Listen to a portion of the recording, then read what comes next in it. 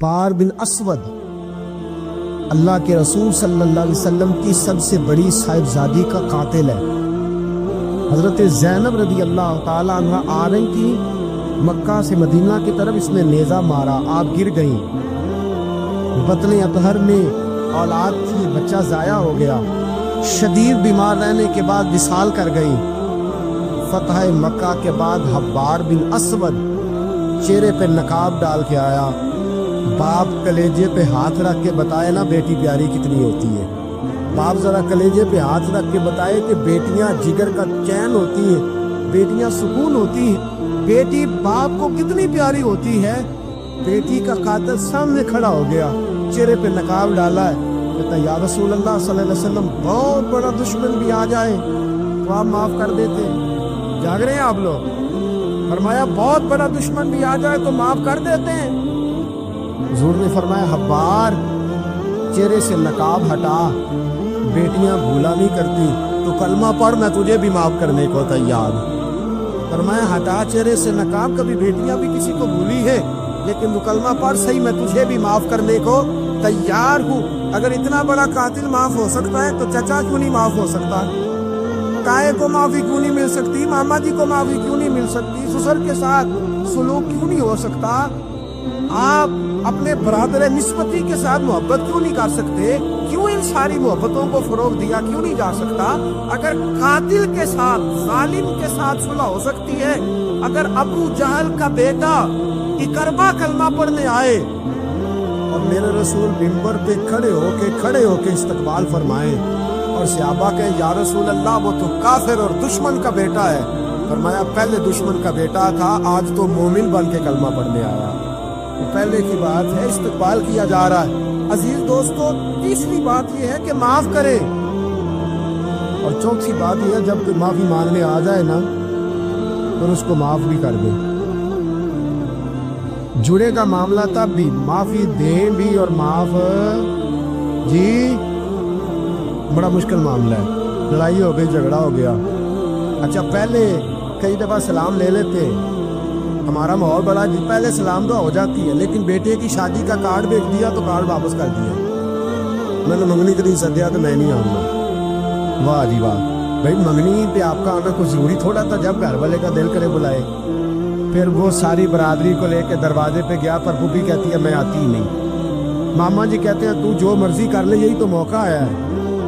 حدیث سناؤں، اتنے سخت لفظ، اتنے سخت، رحمت للعالمین رسول اتنے ناراض نظر آتے ہیں۔ حضور نے فرمایا ترغیب و ترہیب میں حافظ منذری رحمت اللہ علیہ حدیث لائے، رسول رحمت صلی اللہ علیہ وسلم نے فرمایا جس سے اس کا بھائی معافی مانگنے آیا اور اس نے معاف نہ کیا، جس سے اس کا عزیز، اس کا دوست، اس کا رشتہ دار، اس کا مومن بھائی معافی مانگنے آیا اور اس نے معاف نہ کیا، فرمایا اگر معاف نہیں نہ کرنا تو میرے حوض کوثر پہ نہ آئے، میں جام نہیں پلاؤں گا۔ حوض کوثر پہ بالکل نہ آئے، مجھ سے جام کا مطالبہ نہ کرے، سخت گرمی کے ماحول میں میں نے جام پلاتا، اگر مجھ سے جام لینا ہے میرے ہاتھوں سے تو جب بھی کوئی معافی مانگنے آئے فوراً معاف کر دیا کرو، جب بھی کوئی، اور معافی بندے کے لیے نہیں دینی، اللہ کی رضا کے لیے دے دی۔ بندے میں تو کوتاہیاں موجود رہیں گی، بندے میں تو غلطیاں موجود رہیں گی۔ آج اختلافات ہیں رشتہ داروں میں، اتنے اختلافات کے ساتھ فوتگی ہو گئی، ایک شخص فوت ہو گیا جو کسی کا نانا ہے، کسی کا نانا لگتا ہے، کسی کا دادا لگتا ہے، کسی کا ماما لگتا ہے، کسی کا چچا لگتا ہے، کسی کا پھپھا لگتا ہے، لیکن لڑائیاں بڑی ہیں۔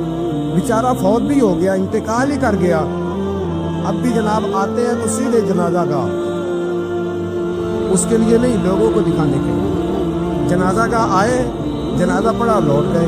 بھئی اتنی نفرت کے مرنے والا مار ہی گیا اور ہم ابھی تک درگزر کرنے کو تیار نہیں۔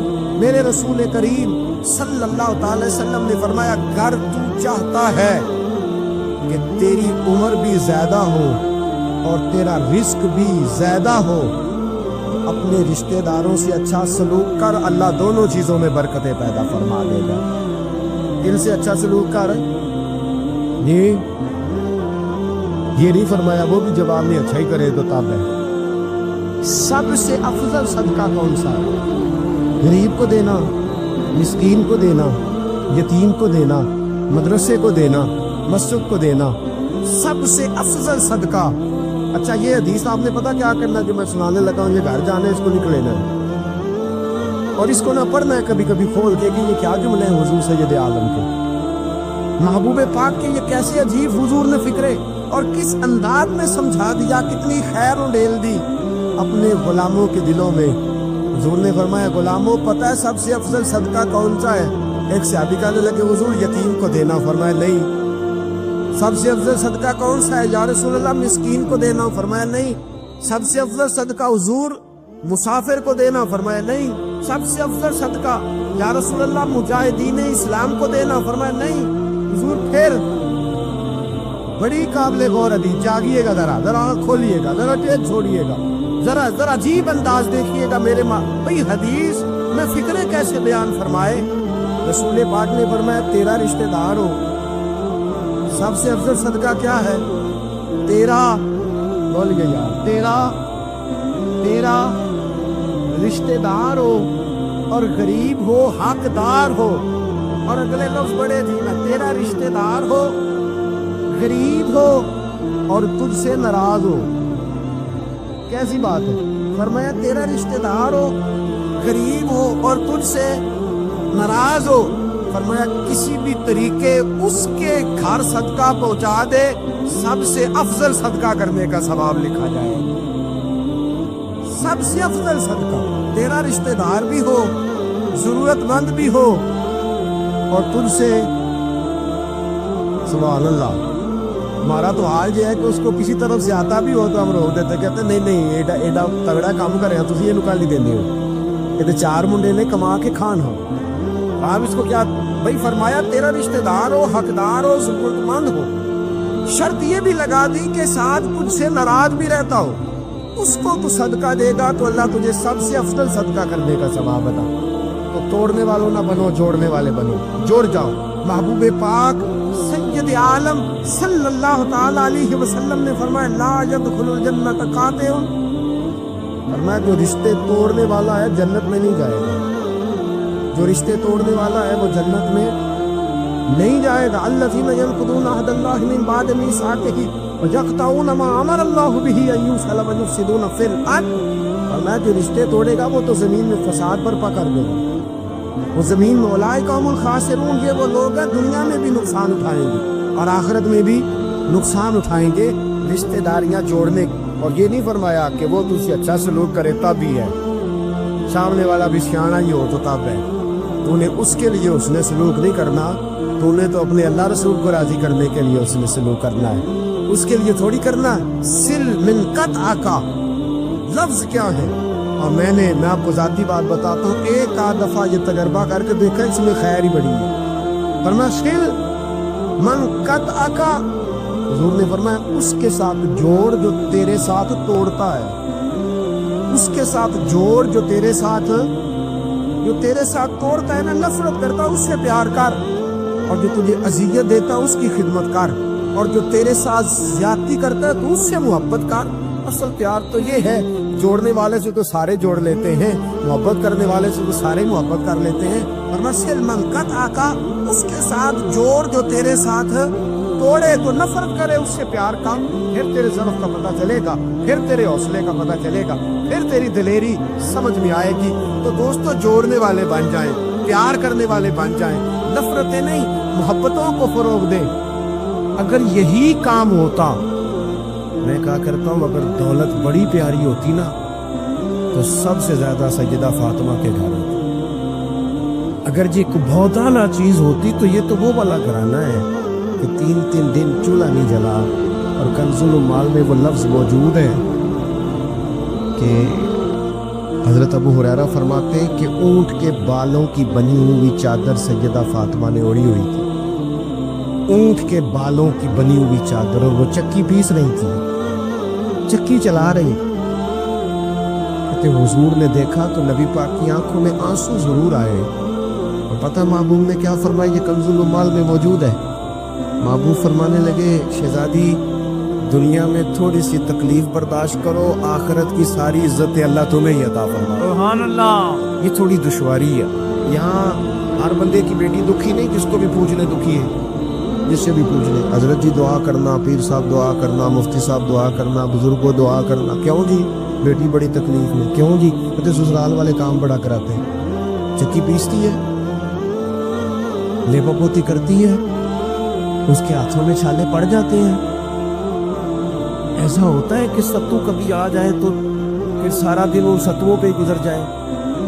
کبھی ایسا ہوتا ہے کہ 3 دن روزے رکھے جائیں اور ایک کھجور اور ایک پانی ملے افطار سحر کے وقت. یوں بھی کبھی وقت گزارا ہے. اور میرے عزیزوں یاد رکھنا، ہم نے جو مزاج اختیار کر لیا ہے نا اس وقت، یہ جو پوری دنیا میں گاڑیاں بھاگ رہی ہیں، ملک سے باہر لوگ جا رہے ہیں، دولتیں جمع ہو رہی ہیں، یہ ضروریات کا رٹا نہیں، یہ ضروریات نہیں، یہ خواہشات ہے. ضروریات تو پوری ہو رہی تھی، لیکن وہ جو خواہشات کی تکمیل تھی، وہ جو پڑوسیوں کی بڑی کار ہمیں پریشان کر رہی تھی، وہ جو گھر کے سامنے ایک پلاٹ تھا اور دل کر رہا تھا حویلی نہ بنا لوں، وہ جو ٹینشنیں تھی انہوں نے وہ بھگایا، لوگوں کو تھکا دیا. نظریاتی زندگی، اور نظریاتی زندگی میں کچھ کرنے کا عہد، کچھ ارادہ کیا جائے کچھ کام کرنے کا. دیکھو سارے لوگ ساری ڈیوٹیاں تو نہیں کر سکتے. میں یہ مائک آپریٹ نہیں کر سکتا، تو پھر میرا خیال ہے مجھے اس بندے کی بھی قدر کرنی چاہیے جو اسے چلا سکتا ہے. جو کام میں گاڑی میں سفر کرتا رہتا ہوں، وہ کہاں گھوم آتے ہیں، تو میں تو سو جاتا ہوں کئی دفعہ گاڑی میں، لیکن ڈرائیور کو لوگ ڈرائیور کہہ کے پکارتے ہیں، حالانکہ تو سویا ہوا تھا، وہ تو جاگ رہا تھا. اس کی اہمیت کو سمجھنا چاہیے. ہم نہ زندگی میں کوئی بھی کام کریں، ایک تو کام کریں، اور جو ایک کرے زندگی میں لیکن ذرا سونا کر کے کریں. کوئی ایک مقصد بنا لیں، کوئی ایک مقصد ہو، کوئی ارادہ ہو، کوئی پروگرام ہو. نہ سمجھ آئے تو بخاری میں حدیث موجود ہے، ایک بوڑھی اماں حضور کی مسجد میں جھاڑو دیتی تھی، اور چلو کچھ کرتی تو تھی نہ یار. اور دیکھو سعادت، جھاڑو وہاں دیتی ہے جہاں 70,000 فرشتے سویرے آتے ہیں، 70 شام آتے ہیں. سبحان اللہ، سبحان. حضور کی مسجد شریف میں جھاڑو دیتی ہے خاتون. ہمارے ہاں تو خیر امام خطیب کی بھی کوئی قدر نہیں ہوتی، کوئی نہیں ہوتی. امام کبھی کو مشورہ دے لے تو کہتے ہیں اسلام زیادہ دیتا ہے، مولوی نما لے آؤ، مشورے زیادہ دیتا ہے، اس کو چینج کرو. اور مسجد کے خادم کی کوئی حیثیت، لیکن جو مسجد میں جھاڑو دینے کی فضیلت ہے نا، حضرت بابا فرید صاحب سے جب کوئی بندہ کہتا تھا نا دل بڑا پریشان ہے، تو بابا صاحب کہتے تھے مسجد میں جھاڑو دیا کر، اللہ سکون عطا کرے گا. مسجد میں جھاڑو دیا کر. اٹھ نہ فریدا ستیا تے خلقت ویکھن جا، تے متے کوئی مل جائی بخشیا تے چل تو نہیں بخشیا جا. اٹھ نہ فریدا ستیا تے جھاڑو دے مسیت، اوے تو ستا ہے تے رب تے جاگدا ہے، تیری ڈاڈے نال پرید. اٹھ نہ کچھ کر. وہ خاتون چلو کوئی کام تو کرتی تھی نا. دیکھو نا گلی سے گزرتے ہیں لوگ، اب کھڈا ہے، سب کا موٹر سائیکل گاڑی سب تنگ ہوتے ہیں. جو بندہ ابھی گزر رہا ہے نا روڈ پہ، وہ تبصرہ کر رہا ہے کہ دیکھو بلدیہ والے صحیح نہیں کرا. تبصرہ جو سارے کرتے ہیں، ایک کہیں تے ایک دا بڑا، 2 بندے درکار ہیں، رستہ ٹھیک ہو جاتا ہے. پر اتنی محنت کرنے کو کوئی تیار ہے، کیونکہ ہمارے ملک میں جو شے سب سے عام ہے وہ تبصرہ ہے. تبصرہ کرو صبح شام جتنا ممکن ہے، تبصرے کرو، ڈیوٹی یہی ہے ہماری. وہ خاتون مسجد شریف میں جھاڑو دیتی تھی، کوئی زندگی کا مقصد تو بنایا، کوئی نظریہ تو. صحابہ نماز پڑھ کے چلے جاتے، خاتون جھاڑو لیتی، حضور کی مسجد شریف میں جھاڑو دیتی. بیمار ہو گئی، قربان جائے، حضور تیمارداری کے لیے تشریف لے گئے. رات کو انتقال ہو گیا، ٹھنڈ کا موسم تھا، حضور کا حکم ہے جلدی تدفین کر دو. صحابہ نے تکلیف دینا مناسب نہ جانا، اس خاتون کی تدفین کر دی. سارا کچھ جاننے والے رسول جو فرش پہ کھڑے ہو کے عرش کی خبریں دیں، وہ تشریف لائے اور آ کر کے پوچھا خبر کیوں نہیں دی مجھے؟ اس بوڑھی کے جنازے کی کوئی کام تو کرتی تھی نا، کوئی ڈیوٹی تو کی نا، خبر کیوں نہیں دی؟ ویسے تو وارث جنازہ پڑھ دے تو دوسرا جنازہ جائز نہیں ہو، وارثوں نے نہ پڑھا ہو تو دوسرا جنازہ پڑھا جا سکتا ہے. حضور تو خود وارث ہے نا ساری امت کے. رسول کریم قبر پہ کھڑے ہو کے فرمانے لگے صفے بناؤ، میں دوبارہ جنازہ پڑھاؤں گا. سبحان اللہ. میں دوبارہ جنازہ پڑھاؤں گا. کیوں؟ زندگی میں کوئی خدمات تو ہے نا. کوئی ڈیوٹی تو ہے. پہلے تو ہم کچھ کرتے نہیں, اور اگر کرتے بھی ہیں تو صرف دوسروں کا دھیان ہی رکھتے ہیں. دوسروں پر توجہ ہوتی ہے کہ فلانا فلانا. بھئی آپ اپنا کام کریں, کچھ زندگی میں کر گزریں, کوئی ڈیوٹی کریں. اگر زندگی نظریاتی ہوگی, دیکھو ڈھیر سارے لوگ ہوتے ہیں, نام میرا ہی شاید آئے گا کہ مدرسہ انہوں نے بنایا ہے, مسجد انہوں نے بنائی, میرا ہی نام آئے گا اگر کہیں میں بناؤں گا. لیکن زمین دینے والے کا بھی ایک کردار ہوتا ہے, اس میں نقشہ نویس کا بھی ایک کردار ہوتا ہے, اس میں ایک اینٹ خرچ کرنے والے کا بھی کردار ہوتا ہے. پھر وہ کام ختم نہیں ہوتا. سریا, وہ لینٹر ڈالنے والے جو ہوتے ہیں, ان میں جو سریا باندھنے والا ہے وہ بھی ایک قیمتی کردار رکھتا ہے. پھر کہتے ہیں الیکٹریشین کو بھی بلاؤ. پھر یہاں بھی کام ختم نہیں ہوتا. پھر اور اس کے گرد ڈھیر سارے لوازمات ہیں. جو بندہ جو کردار ادا کر, عالم اگر کتاب لکھ بھی دے تو ہو سکتا ہے کتابت نہ کر سکے, اور اگر کاتب بھی ہو تو ہو سکتا ہے اسے پبلش نہ کر سکے. تو یہ کچھ نہ کچھ خدمات, کچھ نہ کچھ ڈیوٹیاں. حضرت مولا علی شیر خدا نے چھوٹی عمر میں کہا تھا, یا رسول اللہ دین کی مدد بھی کروں گا, آپ کی حفاظت بھی کروں گا. 63 سال عمر پائی, اور ہر میدان میں اگلی صفوں میں, ہر میدان میں اگلی صفوں میں, ہر میدان میں اگلی. حضور سے وعدہ کیا تھا, یا رسول اللہ ڈیوٹی کریں گے, خدمت کریں گے. ہمارے ہاں یہاں تو منصوبہ بندی ہو رہی ہے. امام غزالی سے آ کے کسی نے کہا حضور کو بندہ مخلص ملتا ہی نہیں, یہ بھی غلط ہو گیا, وہ بھی غلط ہو گیا. تو امام صاحب فرمانے لگے, چل تو ہی مخلص ہو جا, تیری شکل میں تو کچھ لوگوں کو مخلص بندہ مل جائے, کچھ کر تو صحیح, نہ صرف تبصرے. حضرت مولا کائنات نے عمر مبارک ساری دین کی خدمت میں لگائی کہ جب 63 سال کی عمر میں خنجر لگانا, تو لوگ تو کہتے ہیں نا میرے پتر کا دھیان رکھنا اور میرے بچوں کا خیال کرنا اور فلانی ڈیوٹی کرنا. تو جب خنجر لگا تو حضرت علی کیا کہہ رہے تھے؟ فرما رہے تھے, مجھے کعبے کے رب کی قسم علی تو کامیاب ہو گیا ہے. یہ دیکھو پانی پرن سویلی جہاں ترنگا رنگ کھڑے کہ پریا تے اس دا جانی ہے نا جس دا توڑ چڑھے. فرمایا دیکھو میں نے کوئی ارادہ کیا تھا, آج میں کامیاب ہوا. تو نظریاتی زندگی ہوتی ہے نا, نظریاتی. پھر بندہ تھوڑی سی تکلیف بھی سہ لیتا ہے.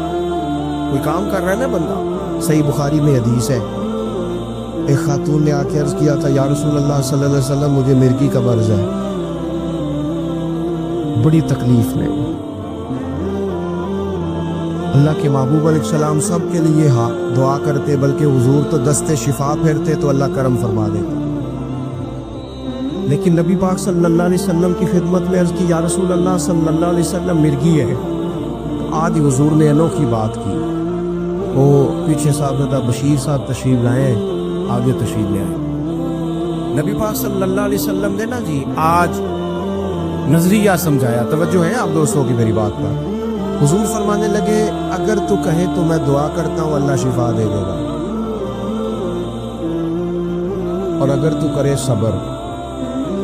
معنی کیا ہے؟ مرغی کے ساتھ ہی گزارا کرے. اگر کرے صبر تو پھر میرا وعدہ ہے رب جنت عطا کرے گا. ویسے ہم پیر صاحب کے پاس, سید صاحب کے پاس, بزرگوں کے پاس جائیں, پیر صاحب ہمیں کہیں کہ گوڑا ٹھیک کرانا ہے درد کے یا جنت چاہیے, ساڑا کی جواب ہے اے گوڑے دا کچھ کرو نا جی, اس موڈ نہیں دینا, یہی جواب ہے نا. لیکن نظریاتی لوگ نظریاتی ہوتے ہیں. نبی پاک صلی اللہ علیہ وسلم نے فرمایا کہ تو بتا, اگر تو کہے تو دعا کرتا ہوں اللہ شفا دے دے گا, اور اگر صبر کرے تو پھر تیرے لیے جنت ہے. اس خاتون نے 1 منٹ نہیں لگایا سوچنے پہ, یہ نظریاتی لوگ ہوتے ہیں. عرض کی, یا رسول اللہ آپ دعا کر دے رہا مجھے جنت ہی عطا کر. سبحان اللہ. کیا مطلب کہ میں گزارا کر لوں گی مرغی کے ساتھ, صبر کر لوں, مجھے اللہ جنت دے. حضور نے دعا کر دی. خاتون عرض کرنے لگی, حضور جب مرغی ہوتی ہے تو جسم سے کپڑا ہٹ جاتا ہے, حیا آتی ہے, خاتون ہو عورت ہو تکلیف محسوس کرتی ہے. محبوب نے دعا کر دی. صحابہ کہتے ہیں جتنی بھی مرغی ہوتی تھی اس کے کپڑے نہیں جسم سے ہٹتے تھے, جتنی مرضی بھی ہو کپڑا قائم رہتا تھا. دیر تک وہ بوڑھی اماں زندہ رہی. خواتین ایک دوسرے سے کہا کرتی تھی کسی نے جنتی دیکھ لی ہے تو اس بی بی کو دیکھو, اسے دنیا میں حضور نے جنت کی بشارت. نظریہ ہوتا ہے, نظریہ. ویسے آنا جانا, تصویریں بنانا, گھومنا پھرنا, پلاننگ کرنا چلتا رہتا ہے. لیکن جو نظریاتی لوگ ہوتے ہیں نا انہیں ذرا تھکاوٹ بھی تھوڑی ہوتی ہے. نظریے کے لیے کام کر رہے ہیں نا, وہ بھاگتے ہیں, ان کا بھاگنا انہیں تھکاتا نہیں. جب آپ نظریاتی ہیں تو صبح قیامت پہ نظریاتی اور غیر نظریاتی لوگوں کا نتیجہ کیا ہے؟ یوم نحشر المتقین الی الرحمن وفدا.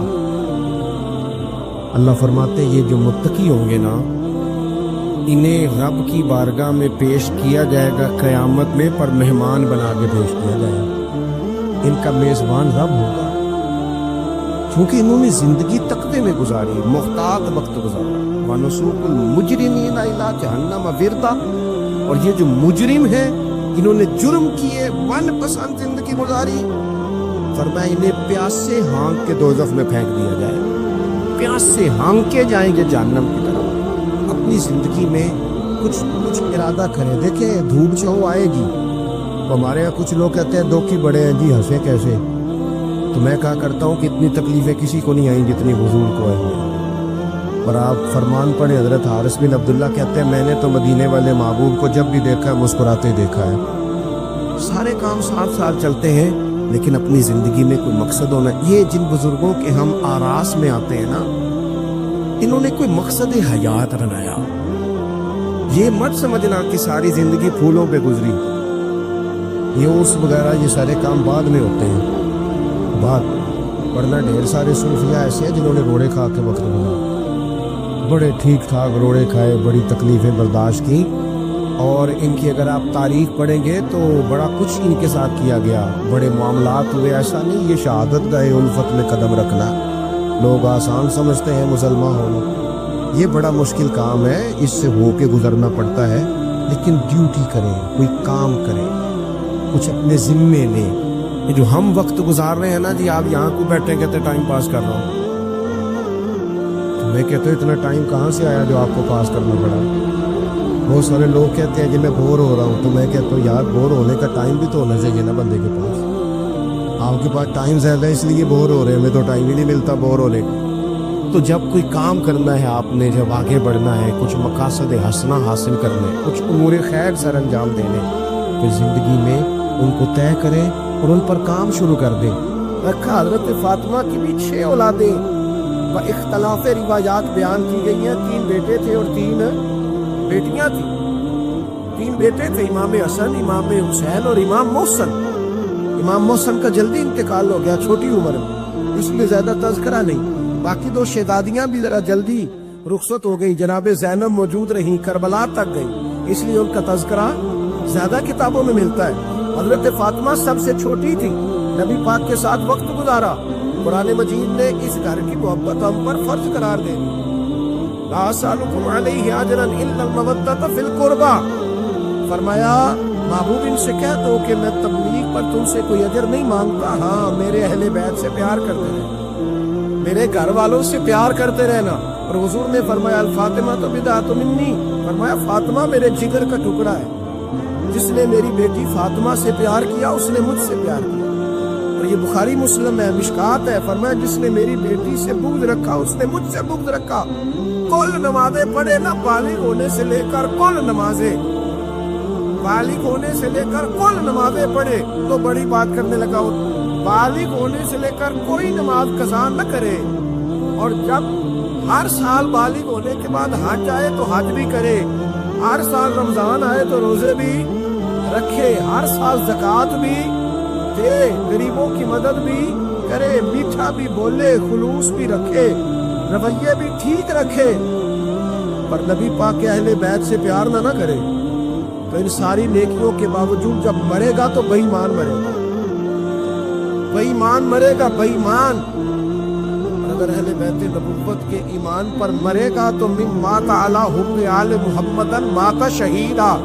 حضور نے فرمایا, امام راضی نے حدیث لکھی ہے, فرمایا جو میرے گھر والوں سے محبت کرتا ہوا مر گیا وہ سادی موت نہیں مرا, اللہ نے اسے شہادت کا درجہ عطا فرمایا ہے. سب سے پہلی بات یہ کہ حضرت فاطمہ سے, نبی پاک کے اہل بیت سے پیار کرنا یہ ایمان کا حصہ ہے, یہ ضروری ہے. ایک بات یہ ہے کہ ان سے محبت, اور دوسری بات یہ کہ کسی کی محبت جو ہوتی ہے نا اس کا معنی یہ نہیں کہ آپ کو کسی سے پیار ہو گیا تو آپ اس کے دشمن تلاش کرنے شروع کر دیں. बल्कि जिससे मोहब्बत होती है तो मुहिब का दिल करता है कि मेरे महबूब से सारी दुनिया ही प्यार करे। अब अजीब फलसफा है ना लोगों का, अहले बैत से प्यार करते हैं तो सबसे पहले अहले बैत का दुश्मन तलाश करते हैं और सबसे पहले अहले बैत के दुश्मनों पे गुफ्तगू करते हैं। तो मैं कहता हूँ बड़े बेवकूफ हो, दुश्मन न तलाश करो, गुलाम तलाश करो, प्यारे तलाश करो इनके। ये गलत है तुम्हारा अंदाज़े फिक्र। तो जनाब फातिमा ज़हरा से हुजूर ने बड़ी मोहब्बत की। हजरत खदीजतुल कुबरा रज़ी अल्लाह ताला अन्हा फरमाती हैं कि बड़ा प्यार किया नबी पाक अलैहिस्सलाम ने हजरत फातिमा से। छोटी थी ना, उधर हजरत आयशा सिद्दीका कहती है कि नबी पाक ने बड़ी मोहब्बत फरमाई। मिशकात में हदीस है, किसी ने हजरत फातिमा ज़हरा हजरत आयशा सिद्दीका से पूछा, सच्चे बाप की सच्ची बेटी, सिद्दीक की बेटी सिद्दीका। किसी ने पूछा कि आयशा हुजूर अलैहिस्सलाम को सबसे ज्यादा मोहब्बत किससे थी? तो हजरत आयशा फरमाने लगी, पूछने वाली बात ही कोई नहीं, हुजूर सबसे ज्यादा सैयदा फातिमा से प्यार करते थे। तो कहा फिर ये बताएं कि मर्दों में हुजूर को सबसे ज्यादा प्यार किससे था? फरमाया ये भी पूछने वाली कोई बात नहीं, फातिमा के शौहर मौला अली से। ये हजरत आयशा सिद्दीका बयान करती है उनके शौहर से। अब लोग ना तराजू लेके बैठे रहते हैं और तोलते रहते हैं। पीर सैयद फैजुल हसन शाह साहब आलो महारवी रहमतुल्लाह, उनके पास भी एक बंदा चला गया तो उसने कहा जी बताएं हजरत आयशा अफजल है कि हजरत फातिमा? तो आप फरमाने लगे तुझे ये सवाल ही नहीं करना चाहिए, इसलिए कि तेरे और मेरे पास कोई तराजू मौजूद है। उसने कहा जी नहीं आप बताएं, बताना पड़ेगा। आप फरमाने लगे नहीं बताता। कहने लगा नहीं बताए। फरमाने लगे चल मैं एक बात बता देता हूँ, फैसला घर जाके कर देना। उसने कहा बताए। आप फरमाने लगे कि आयशा बेटी है अबू बकर सिद्दीक और फातिमा बेटी है नबी पाक की। तो फरमाने लगे कि अबू बकर की जो बेटी है ना वो नबी पाक की बेटी से अफजल नहीं हो सकती। और फिर फरमाने लगे कि फातिमा ज़ौजा है मौला अली की और आयशा ज़ौजा है मुस्तफ़ा करीम की। तो फरमाने लगे जो अली की बीवी है वो नबी की बीवी से अफजल नहीं हो सकती। वो कहने लगा जी नतीजा क्या है? फरमाया घर जाके निकाल लेना नतीजा, तो घर जाके निकाल, यहाँ तराजू पकड़ के ना बैठ। हाँ जो हजरत आयशा ने कहा उस पर गौर कर। हजरत आयशा खुद गवाही देती सबसे ज्यादा हुजूर हजरत फातिमा से प्यार करती। छोटी उम्र थी तो जनाब खदीजा, अंदाज देखिएगा बेटी की मोहब्बत का। हजरत खदीजा फरमाती हैं हुजूर जब घर आते ना तो दरवाजे पे खड़े होके ऊंची आवाज में फरमाते अस्सलामु अलैकुम। कहते हुजूर ना सलाम लेते, मैं जवाब देती। अपने घर हुजूर आए हैं पर नबी पाक दरवाजे पे खड़े। फरमाती है खड़े रहते हुजूर, मैं फिर थोड़ा हंसती और फिर मैं कहती फातिमा सुनती हो? अम्मा जी सुनती हो? फरमाया तुम्हारे अब्बा आ गए हैं दरवाजे।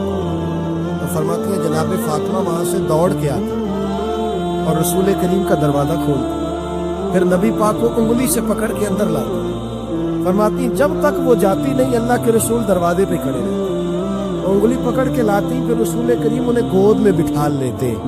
फरमाते वो छोटी छोटी बातें पूछती और हुजूर उनके बड़े बड़े जवाब देते।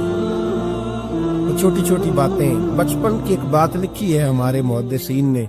एक दिन छोटी उम्र में, बिल्कुल छोटी उम्र में हजरत फातिमा ने पूछा या रसूल अल्लाह मैं अपने रब को कब देखूंगी? अल्लाह अकबर, उम्र छोटी और बात बड़ी कर दी, मैं कब देखूंगी? तो हुजूर ने फरमाया फातिमा बड़ी जल्दी रब करीम तुम्हें जन्नत में ले जाएगा और सारी जन्नती औरतों की सरदार बनाएगा और फिर मेरा रब तुझे अपना दीदार भी कराएगा। जनाब फातिमा तो ज़हरा रज़ी अल्लाह ताला अन्हा छोटी छोटी बातें करती। हज़रत खदीजा कहती हैं जब चले जाते ना हुजूर तो मैं फिर बुलाती, मैं कहती इधर आना फातिमा, क्या बातें कर रही थी अपने अब्बा से? तो कहती फिर वो मुझे बताती भी और राजी भी होती। ये सिलसिला आखिर तक चला। ये हज़रत फातिमा से राज की बातें करना हुजूर का आखिर तक चला। बुखारी मुस्लिम में हदीस, वहाँ रावी हज़रत खदीजा है, यहाँ रावी हज़रत आयशा सिद्दीका। जनाब आयशा सिद्दीका कहती हुजूर के विसाले ज़ाहिरी से कुछ दिन पहले खुद नबी करीम अलैहिस्सलाम ने हज़रत फातिमा ज़हरा को बुलाया और जब वो आई तो कहती है उनको मैंने आते देखा तो मैंने फिर हुजूर को उनके इस्तकबाल के लिए खड़े होते भी देखा। फिर हुजूर ने उनका माथा चूमा, जहाँ बैठे थे वहाँ बिठाया, पहलू में बैठ गए और फरमाते हैं फिर बाप बेटी बातें करने लगे। मैं कोई चीज़ बना रही थी तो जनाब आयशा कहती है मैंने देखा कि हुजूर ने उनके कान में कोई बात कही तो जनाब फातिमा रोने लगी। پھر حضور نے کان میں کچھ کہا تو وہ مسکرانے لگی. کہتی ہے حضور وہ بات کر کے تشریف لے گئے, فاطمہ بھی بیٹھی تھی, میں آئی, میں نے آ کے کہا کہ فاطمہ بتاؤ نبی کریم علیہ الصلوۃ والسلام نے آپ سے کیا کہا؟ کبھی ہنستی تھی کبھی روتی تھی. تو فرمایا حضور نے منع کیا, یہ میرا اور میرے نبی کا راز ہے, میں حضور کی حیات ظاہرہ میں یہ بات کسی کو بتا نہیں سکتی. فرماتی ہے کہ فاطمہ سے تو میں نے پوچھ لیا پر حضور سے پوچھنے کی تو ضرورت ہی نہیں تھی نا, لیکن وہ راز کی بات تھی. کچھ دن گزرے تو حضور بیمار ہو گئے, پھر کچھ دن گزرے تو حضور کا وصال ہو گیا. فرماتی ہے کچھ عرصے کے بعد میں سیدہ فاطمہ الزہرا سے ملی تو میں نے کہا فاطمہ وہ بھید کھول تو دے, آج تو کھول دے وہ راز کیا تھا. آپ کو بلایا گیا, پھر آپ آئیں, پھر حضور نے بات کی, پھر نبی کریم علیہ السلام کے بات کرنے پر کبھی آپ روئی کبھی آپ ہنسی, تو یہ کیا تھا؟ کہتی جناب فاطمہ پھر رونے لگی, کہنے لگی ہاں اماں جی اب میں پردہ کھول دیتی ہوں, اب میں راز بتا دیتی ہوں. حضور کا وصال ظاہری ہو گیا. فرمانے لگی مجھے حضور نے بلایا اور میرے کان میں فرمانے لگے فاطمہ وقت تھوڑا رہ گیا, اب تیرے والد نے جانے کا پروگرام بنا دیا, اب نہ ٹائم آ گیا ہے بچھڑنے کا. فرماتی ہے جب میں نے یہ بات سنی تو میں رو پڑی, حضور آپ بچھڑ جائیں گے. کتنی میں روئی, ذرا حدیث کے جملوں پہ غور کرنا. باقی تھوڑی دیر گزری تو حضور نے میرے کان میں کہا فاطمہ پتر رو نہ, بیٹے رو نہ, میرے جانے کے بعد جو سب سے پہلے میرے پیچھے آ کے مجھے ملے گی نا بیٹی وہ تو ہی ہو. اللہ کرے میں سمجھا سکوں آپ کو بات. جب کہا نا کہ میں وصال کروں گا تو رو پڑی, اور جب کہا نا میرے بعد تیرا بھی جلدی وصال ہو جائے گا تو فاطمہ نے ہنسنا شروع کر دیا. کیا پیار ہے میرے محبوب علیہ الصلوۃ والسلام کے ساتھ جناب فاطمہ کا. ان کے وصال کی خبر سنی تو رو پڑی اور اپنے کی سنی تو ہنس پڑی. اور پھر حضور نے کہا فاطمہ تجھے یہ بھی پتا ہے نا کہ اللہ تجھے جنتی عورتوں کا سردار بنائے گا, یہ بھی تجھے پتا ہے. تو جناب فاطمہ الزہرا کے ساتھ شروع سے لے کر آخر تک میرے رسول کریم علیہ السلام کی محبت رہی, پیار رہا. اور جناب فاطمہ کا جو حضور سے پیار تھا, ایک ہے باپ کا شفقت کرنا اور ایک ہے بیٹی کا پھر اپنے باپ سے. بولیے بیٹیاں جو ہوتی ہیں نا ان کا بھی رویہ کو انوکھا ہوتا ہے, ساری دنیا سے انوکھا. میں کبھی کبھی کچھ ایسی باتیں کرنے کو دل کر جاتا ہے کہ جو کر گزرتے ہیں. ایک صاحب مجھ سے ایک دن کہنے لگا حضرت صاحب بڑی مشکل ہے اور اتنا کٹھن وقت آ گیا کہ کوئی حال ہی نہیں. میں نے ان سے کہا کہ اپنی اماں سے دعا کراؤ, مسئلہ ٹھیک ہو جائے گا. میں نے لگا اماں تو انتقال کر دی, تو میں نے کہا بہن سے دعا کرا. کہنے لگا بہن دور رہتی ہے, تو میں نے کہا پھر بیٹی سے کرا لو. آپ یقین کریں اللہ کے گھر میں بیٹھا ہوں, رمضان کا مہینہ مجھے تیسرے دن ملا. کہنے لگا حضرت صاحب الحمدللہ اللہ نے میری مشکل آسان کر دی. کہنے لگا یہ نسخہ آپ نے بڑا عجیب بتایا, پیر تو اس قسم کی باتیں نہیں نہ بتاتے. پیروں نے تو آپ کو پتا ہے دعائیں قید کر پھر صرف ہماری قبول ہوگی. کہنے لگے ہم میرے ان کا میرے ساتھ ارادت کا رشتہ ہے. کہنے لگے آپ کس طرح کے پیر ہے کہ آپ نے مجھے پلٹ کے کہہ دیا کہ اماں سے, بہن سے, بیٹی سے. تو میں نے کہا اصل بات یہ ہے کہ میں کبھی تھکا بھی ہوتا ہوں, کبھی کسی رنگ میں بھی ہوتا ہوں, اور کئی دفعہ اب تو یہ حال ہو گیا ہے کہ رونا آئے بھی تو روتے نہیں کہ لوگ تماشا نہ سمجھیں. کئی دفعہ آنسو چھپانے بھی پڑتے ہیں کہ لوگ اس کو اداکاری اور فنکاری ہی نہ سمجھنے لگ جائیں. میں نے کہا یہ جو بیٹی ہوتی ہے نا, یہ جو بہن ہوتی ہے, یہ جو ماں ہوتی ہے, اس کو اشارتاً بھی آپ کان میں کہہ دینا مشکل میں ہو تو یہ رات کو رو رو کے مسلح بھی رو دیتی ہے. یہ رو رو کے دعا مانگتی ہے بیٹے کے لیے, بھائی کے لیے, باپ کے لیے. اس کا اعلان ہر بیٹی پیار کرتی ہے, اور یقین کریں کہ کلیجہ ٹھنڈا ہو جاتا ہے جب بیٹیاں چھاتی پہ لیٹتی ہیں تو لطف آتا ہے کہ اللہ کریم نے اس ننھی سی کلی میں کیا ٹھنڈک رکھی ہے کہ سارے دل کا جو ہے بوجھ اس نے ہلکا کر دیا. تو بتائیے پھر میرے نبی پاک کی شہزادی کی حضور سے محبت کتنی ہے. چھوٹی سی عمر تھی حضرت فاطمہ کی جب حضرت خدیجہ وصال کر گئی. تو کسی نے کہا فاطمہ سب سے پہلے گھر سے کب نکلنا ہوا؟ تو بخاری مسلم میں حدیث ہے, اللہ کے نبی نا بیت اللہ شریف کے سامنے سجدے میں تھے تو ابو جہل کو شرارت سوجی. شرارت اس نے کچھ لوگوں سے کہا, عقبہ بن ابی معیط تھا, کچھ اور لوگ تھے, کہنے لگا میں ابھی رستے سے گزرا ہوں تو وہاں کسی نے اونٹ ذبح کیا ہے. تو اونٹ کی اوجڑی, آپ نے اوجڑی دیکھی ہے نا, جانور کی اوجڑی بڑی وزنی ہوتی ہے, اس میں گندگی ہوتی ہے. اونٹ کی اوجڑی بڑی وزنی ہوتی تھی. کہنے لگا وہاں اونٹ کی اوجڑی بڑی ہے, وہ دیکھو نبی پاک معاذ اللہ سجدے میں ہے, تو معاذ اللہ ثم معاذ اللہ وہ اونٹ کی اوجڑی اٹھاؤ حضور کی گردن پہ رکھ دو. تھوڑا سا مشکل سے جمعہ پڑھنا پڑ جائے نا, اور تھوڑا سا مشکل سے پڑھانا پڑ جائے, تو ہم دین کے بہت بڑے خدمت گزار بن جاتے ہیں. یہ دیکھو سجدے کتنی مشکل سے ہو رہے ہیں, یہ دیکھو سجدے کتنی مشکل سے ہو رہے ہیں, کتنی مشکل سے. حضور کے سر انور پر اوجڑی رکھ دی. یہ وہ وقت ہے کہ نہ تو چچا ابو طالب ہے جو پہنچ جاتے ہیں, نہ جناب ختیجہ ہے جو بندوبست کرتی. تو کسی نے نہ جناب ختیجہ کے دروازے کے سامنے منہ کر کے کہا کہ محبوب کے گھر والوں حضور کے سر اقدس پر اوجڑی رکھ دی ہے کسی, اور حضور سر اقدس اٹھاتے ہیں تو تکلیف محسوس کرتے ہیں. جناب فاطمہ کہتی ہیں پہلا دیہڑا تھا جب میں چہرے پہ کپڑا ڈال کے نہ تو اپنے بابا کے لیے نکلی. ماتی پہلا دن تھا, میں حرم کعبہ میں پہنچی, حضور کو سجدے میں دیکھا تو چھوٹے چھوٹے ہاتھوں سے میں نے اوجڑی نیچے گرائی. حضور بولے کچھ نہیں, نہ میں نے کوئی بات کی. میں نے حضور کی انگلی کو تھاما اور میں کنویں پہ لے آئی. حضور بھی نہیں بولے. جناب سیدہ فرماتی میں بھی نہیں بولی. حضور بیٹھ گئے اور میں کنویں سے پانی نکالنے لگا.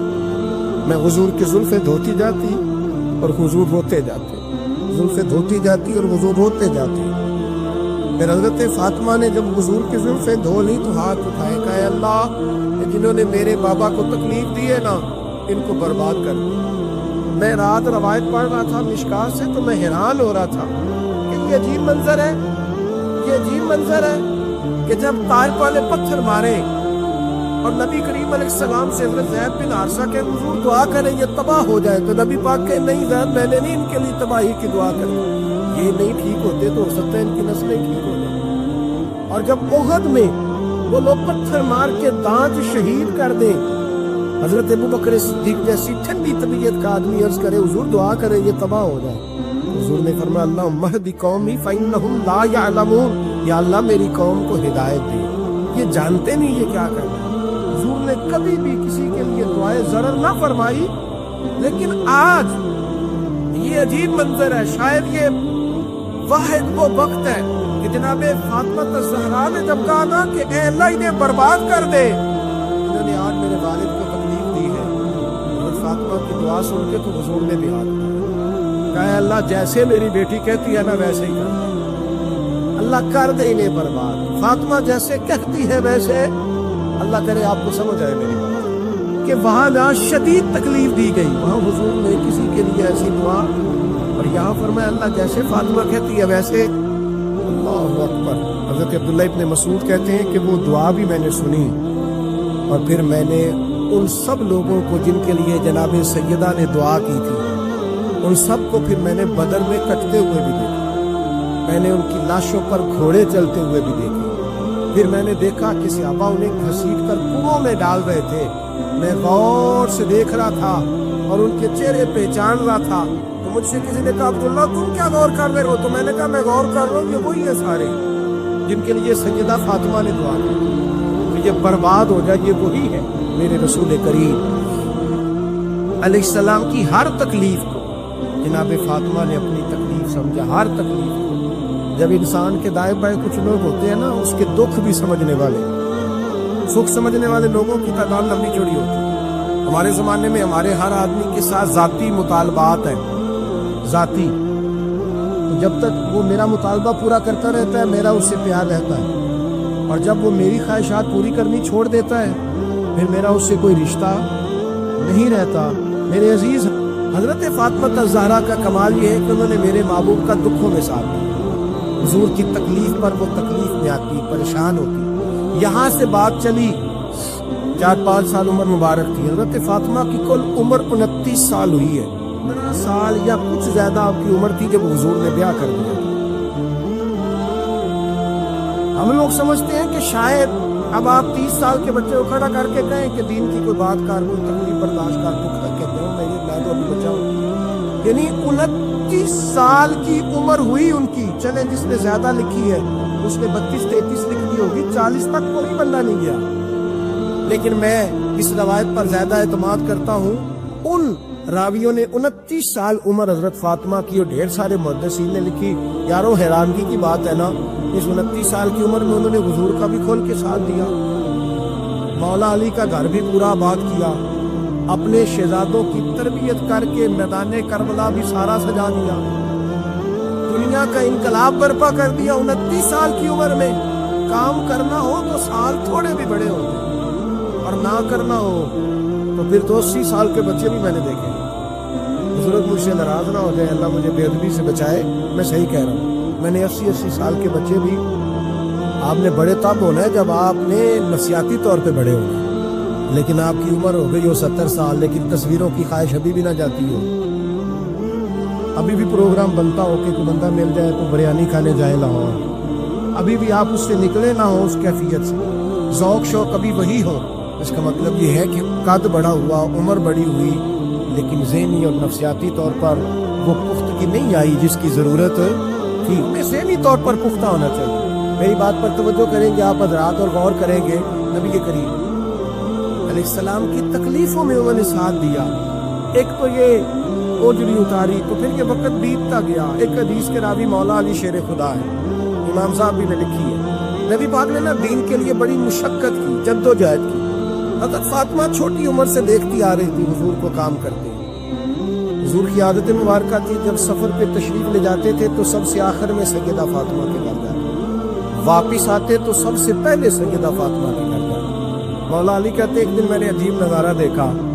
نبی کریم علیہ السلام سفر سے واپس آنے والے تھے. میں نے حضرت فاطمہ کو اطلاع دی کہ حضور آج پہنچ جائیں گے, تو انہوں نے گھر سارا صاف کیا, سجایا, سنوارا, کھانا پکایا. لیکن فرماتی جیسے ہی حضور اندر داخل ہوئے نا گھر کے, جناب فاطمہ نے حضور کا چہرہ دیکھا تو ہاتھ پکڑ کے چومنے لگی, اور کہتے جب انہوں نے سر اٹھایا تو ان کا چہرہ سارا آنسوؤں سے بھرا ہوا تھا. رسول کریم نے بیٹی کے سر پہ ہاتھ رکھا, بٹھا لیا. فرمایا فاطمہ بیٹے رونے والی تو بات کوئی نہیں تھی, کیوں رو پڑی ہو؟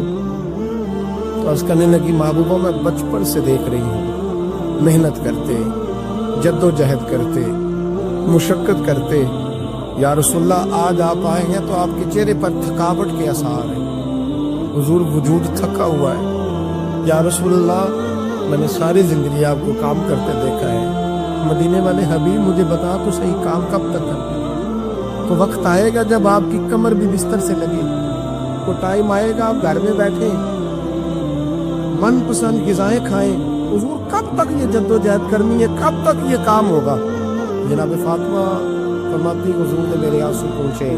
مولا کائنات شیر خدا فرماتے نبی کریم علیہ السلام فرمانے لگے فاطمہ تیرے باپ کی ڈیوٹیاں بڑی زیادہ, جب تک دنیا کے آخری کونے تک دین نہیں پہنچ جاتا, اور جب تک اینٹیں اور پتھر بھی میرے دین کا پیغام سن نہیں لیتے, اتنی دیر تک تیرا باپ جد و جہد کرتا ہی رہے.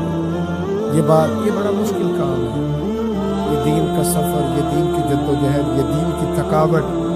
آپ اپنی مرضی نہیں کر پاتے, لوگ اپنی مرضی کے ساتھ جی نہیں پاتے جو اس رستے کے مسافر ہوتے ہیں. وہ دین کی پراپرٹی ہوتے ہیں, انہیں دین کے مطابق چلنا پڑتا ہے. تو جناب فاطمہ نے وہ سارے رنگ دیکھے رسول کریم علیہ السلام کی حیات مبارکہ کی. پھر یہ ساری کیفیت جب دیکھی نا کہ حضور اتنی محنت کرتے ہیں, تو پھر جناب فاطمہ کو میرے نبی کی امت سے پیار بڑھا ہو گیا صلی اللہ ہو. سمجھیے گا اس بات, امت مسلمہ سے حضرت فاطمہ کو بڑا. امام حسن کہتے ہیں میری امت سارے کام کرتی تھی گھر کے. اب تو شہزادے ہیں نا ہمارے بچے, کام اور بچی, یعنی بچی میکے سے واپس آتی ہے تو سب سے بڑا دکھڑا یہ سناتی ہے کہ وہ کام بڑا کراتے ہیں. یہی ہے نا دکھڑا؟ ہاں نہ تو کریں. سب سے بڑا دکھڑا کیا ہے؟ پتہ نہیں کیا کراتے ہوں گے, ہال نہیں چلوا لیتے کہیں, یا کچھ چکی نہیں پسوا لیتے, پتہ نہیں کون سا ایسا کام ہے. اور آپ ناراض نہ ہو جانا, میں بھی بیٹی کا باپ ہوں, میں بھی بہنوں کا بھائی ہوں, میں بھی اس بات کو سمجھتا ہوں. لیکن ایک بات ذہن میں رکھنا کہ یہ بات نہیں ہے کوئی کرنے والی کہ سارے بچی کے ماں باپ جمع ہو کے پہنچ جاتے ہیں ہماری بچی جی کام بڑے کرتی ہے. مثلاً کیا کرتی ہے, کیا کرتی ہے وہ؟ آؤ میں بتاؤں میرے مصطفیٰ کی بیٹی کیا کرتی ہے. میں نے سینکڑوں دفعہ یہ بات کی اور میرا دل کرتا ہے روزانہ کروں, پھر کرتا ہوں. تو دنیا میں کوئی اتنا غریب ہے جس کی بیٹی اتنا کام کرے کہ ہاتھوں پہ چھالے پڑ جائیں؟ ہے کوئی اتنا غریب کو اٹھ کے بتائے کہ میری بیٹی سسرال میں اتنا کام کرتی ہے کہ چھالے پڑ جاتے؟ میں دکھاتا ہوں، میرے رسول کی شہزادی کو چھالے پڑ جاتے۔ کچا مکان، جناب فاطمہ جناب فضا آپ کی لونڈی تھی، ان سے مٹی منگاتی اور گھر میں لیپا پوتی کرتی، پھر جھاڑو دیتی۔ امام حسن اور حسین کے درمیان پورے سال کا فرق نہیں، 11 مہینے کا فرق، دونوں بچوں کو سنبھالتی۔ جناب علی کی والدہ حضرت فاطمہ بنت اسد بوڑھی تھی، جناب فاطمہ وہ کھول کے نوکری کرتی کہ حضرت فاطمہ بول پڑتی، حضرت فاطمہ بنت اسد بول پڑتی، کہتی بیٹے فاطمہ میرا اتنا نہ خیال رکھا کر، تیرے اپنے بھی بچے ہیں۔ جناب فاطمہ فرماتی آپ صرف علی کی ماں تو نہیں نا، آپ میری بھی تو ماں ہے نا۔ یہاں بیٹیاں فلسفہ بیان کرتی ہیں، وہ کہتی ہیں جی کس حدیث میں آیا ہے ساس سسر کی خدمت فرض ہے؟ میں نے کہا کسی میں بھی نہیں آیا، ہم کیا کہہ رہے ہیں، کسی میں بھی نہیں آیا، لیکن یہ تو آیا ہے نا کہ شوہر راضی ہو تو اللہ راضی رہتا ہے۔ تو اگر شوہر ماں باپ کی خدمت سے راضی ہوتا ہے تو کرو خدمت، اس کو تو راضی کرنا ہے نا، اس پر تو توجہ دو۔ حضرت فاطمہ پھر چکی پیستی، چکی چکی، یہ آسان جملہ نہیں کہہ جاتے ہم، سن لیتے آپ، چکی پیس کر، جو پیس کر اس کا آٹا بنانا، پھر بچوں کے لیے کھانا پکانا۔ پھر ایک دن کہنے لگے علی آپ کی آمدن تھوڑی ہے، خرچے زیادہ، چرخہ نہیں لا دیتے؟ فاطمہ کیا کرو گی؟ فرمایا تھوڑا سا سود بنا لیا کروں گی، تم بیچ آیا کرنا۔ چلو میں تھوڑا ہاتھ بٹاؤں گی۔ یہ ساری ڈیوٹیاں کر کے حضرت حسن بنواتے ہیں، پھر عزت والے رسول کی عزت والی بیٹی، پھر شانوں والے نبی کی شانوں والی بیٹی، پھر پاک محبوب کی پاک شہزادی، ساری ڈیوٹیاں کر کے رات کو مولا علی سے کہتی اگر آپ اجازت دیں تو اللہ کو راضی نہ کر لوں؟ پڑھیے لا الہ الا اللہ ہو، لا الہ الا